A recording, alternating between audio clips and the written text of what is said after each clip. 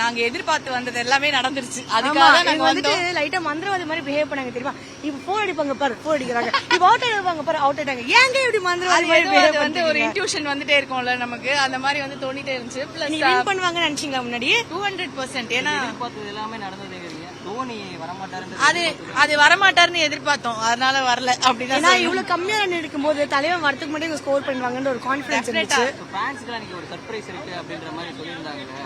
அது எந்த மாதிரி சர்ப்ரைஸா இருந்தது? அதான் நிறைய அந்த டென்னிஸ் பால் இல்ல அந்த அது பேர் மர்ச்சன்டைஸ் நிறைய போட்டாங்க.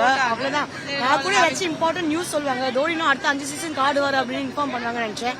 சோ மேபி சேப்பாக்ல வந்து தோனியோட லாஸ்ட் மேட்ச் அப்படின்ற மாதிரி அப்படிலாம் சொன்னீங்கன்னா பாதி பேர் ஹார்ட் அட்டாக்ல வந்து போயிருப்பாங்க அன்னைக்கு. So it was very good. அதாவது வந்து ஸ்கோர் ரொம்ப பெருசா இருந்திருந்தா கூட நாங்க வந்து ஒரு மாதிரி பதட்டமா வந்து உட்கார்ந்து இருக்கலாம்.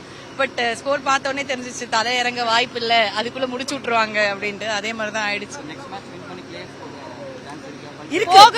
போகணும் சான்ஸ் இருக்கா இல்லையாலாம் கிடையாது, போகணும் போறோம் அவ்வளவுதான். இன்னைக்கு வந்து ஆர்சிபி மேட்ச் இருக்கு. சோ அவங்க வின் பண்ணிட்டாங்க அப்படினா நெக்ஸ்ட் ஆர்சிபி சிஎஸ்கே மேட்ச்ல ரெண்டு பேர்ல யார் அப்ப சிஎஸ்கே தான் வின் பண்ணுவாங்க.